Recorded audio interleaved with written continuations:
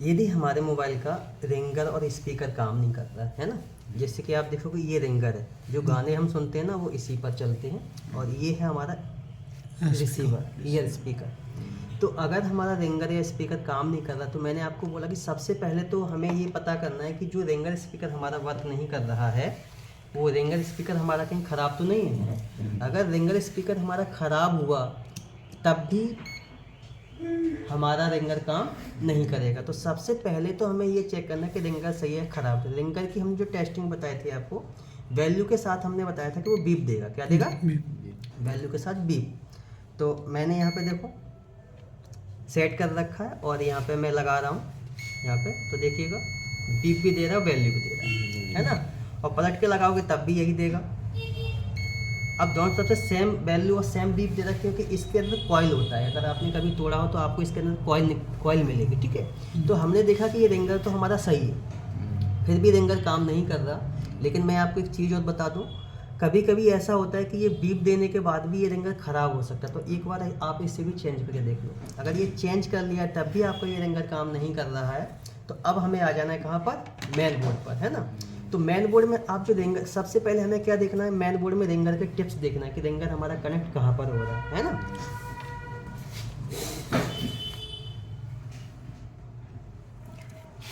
तो main board में हमने जो रिंगर का टिप्स देखा है वो हमारा ये बन रहा है, ये और ये।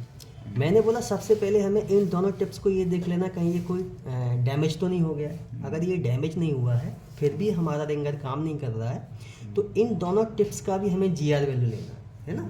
तो इन दोनों पर भी सेम जीआर मिलेगा। जीआर के लिए हम मीटर को कहाँ पे सेट करेंगे? जीआर, है ना।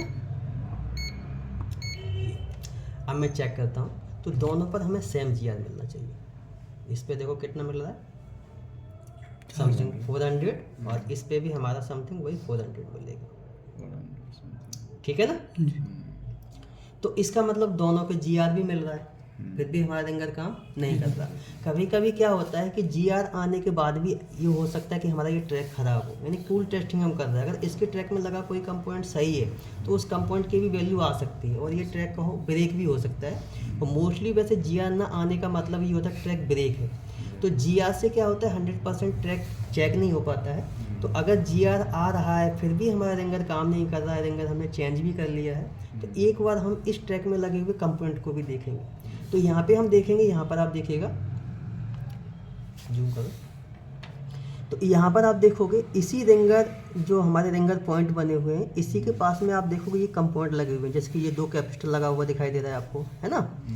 यहाँ पे आप देखोगे 2 कॉइल लगा हुआ दिखाई दे रहा है ना।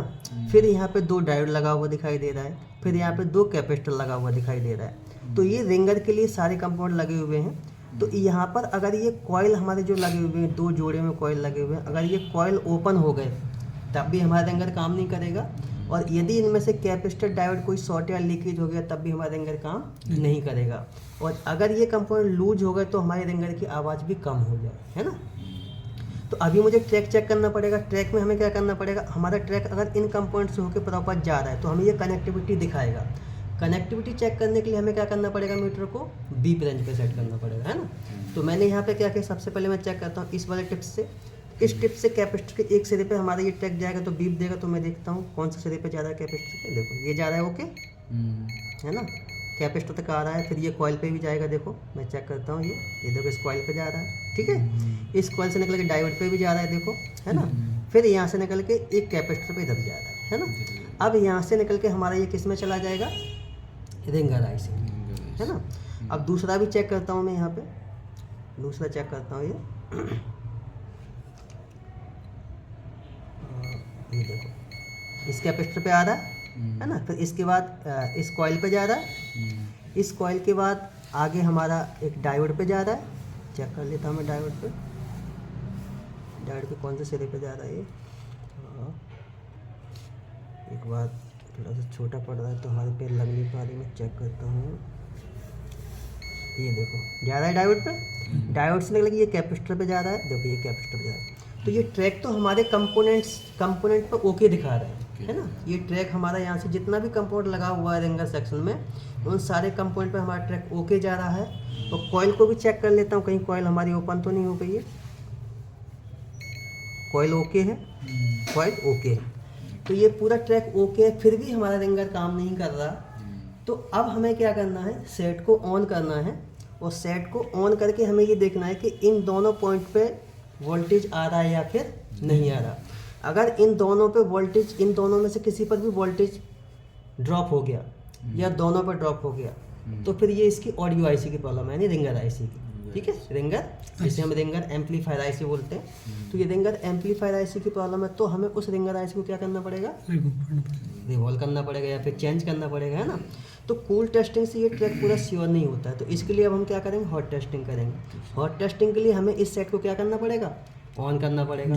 ऑन करके हमें कोई ना कोई रिंगटोन प्ले करनी पड़ेगी, या फिर आप कोई सॉन्ग प्ले कर सकते हो, ठीक है ना।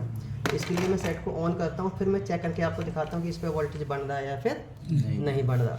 देखिएगा, अभी मैं कनेक्ट कर रहा हूँ सेट को, तो इस तरीके से मैंने ये कनेक्ट किया है, ठीक है। तो अभी मैंने कनेक्ट किया है, तो अभी इस पर वोल्टेज नहीं बनेगा, ठीक है। और वोल्टेज जब हम सेट को ऑन कर देंगे तब भी नहीं बनेगा। देखो मैं एक बार ऑन कर रहा हूँ सेट को, देखो ऑन हो गया। अभी मैं ऑन हो गया है हमारा सेट, अभी मैं वोल्टेज चेक करूँगा तो अभी इस पर वोल्टेज नहीं बनेगा, क्योंकि जब तक रिंगर एक्टिव नहीं होगा तब तक हमारी रिंगर आईसी यहाँ पे वोल्टेज को आउट नहीं करेगी, है ना। तो मैं अभी चेक करता हूँ आपको वोल्टेज, तो अभी वोल्टेज हमें मिलेगा नहीं, देखो कोई वोल्टेज नहीं है अभी, ठीक है ना। तो अभी हमारा सेट ऑन हो रहा है, देखो। और ऑन होने के बाद मैं इसका रिंगर को चालू करता हूँ, ठीक है। और फिर मैं देखता हूँ कि यहाँ पे वोल्टेज बढ़ रहा है या फिर नहीं बढ़ रहा। तो मैं एक बार नेट को कनेक्ट कर लेता हूँ।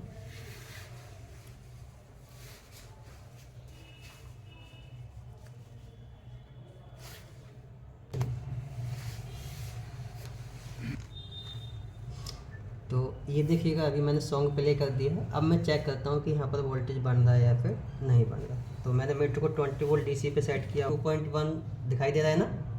और इस पे भी देखिए वही वोल्टेज दिखाई देगा, देखो। अभी सॉन्ग ऑफ हो गया होगा, एक बार मैं फिर से प्ले कर देता हूँ, चल रहा है, ठीक है। अभी देखिएगा दोनों पे वोल्टेज आपको दिखाई देगा, देखिएगा इस पे भी आ रहा है और इस पे भी आ रहा है। इसका मतलब ये ट्रैक हमारा 100% कैसा है, ओके है। अगर इनमें से हमें किसी भी टिप्स पे वैल्यू वोल्टेज नहीं मिलता, तो इसका मतलब क्या था, ये ट्रैक हमारा ख़राब था। और ट्रैक में लगा हुआ कंपोनेंट तो सारा सही था, फिर ये प्रॉब्लम किससे थी, एम्पलीफायर आईसी से, ठीक है ना। इसी प्रकार से आप यहाँ पे फ्रिक्वेंसी भी चेक कर सकते हो। फ्रिक्वेंसी के लिए हमें यूज करना पड़ेगा डीएसओ मशीन को। तो मैं आपको एक बार फ्रिक्वेंसी भी चेक करके दिखा देता हूँ कैसे हमें यहाँ पे फ्रिक्वेंसी चेक करते हैं। दिखाइएगा, देखो आ गया ये, और ये भी देखो, ठीक है। अब मैं इस पर फ्रिक्वेंसी चेक करके आपको दिखाता हूँ। तो मुझे क्या करना है, सबसे पहले एक पिन को हमें डीएसओ की एक पिन को हमें ग्राउंड करना है। ये ग्राउंड कर दिया है मैंने। अब मैं चेक करता हूँ, यहाँ पर देखिएगा, ये देखिएगा बढ़ रही फ्रिक्वेंसी, और इस पर भी यही फ्रिक्वेंसी आपको इस पर भी बनेगी, देखिए। तो इसका मतलब ये हमारा डीएसओ से भी ओके दिखा रहा है और मीटर से भी ओके दिखा रहा है। हमारा एम्पलीफायर सेक्शन, रिंगर सेक्शन बिल्कुल ओके प्रॉपर काम कर रहा है, ठीक है।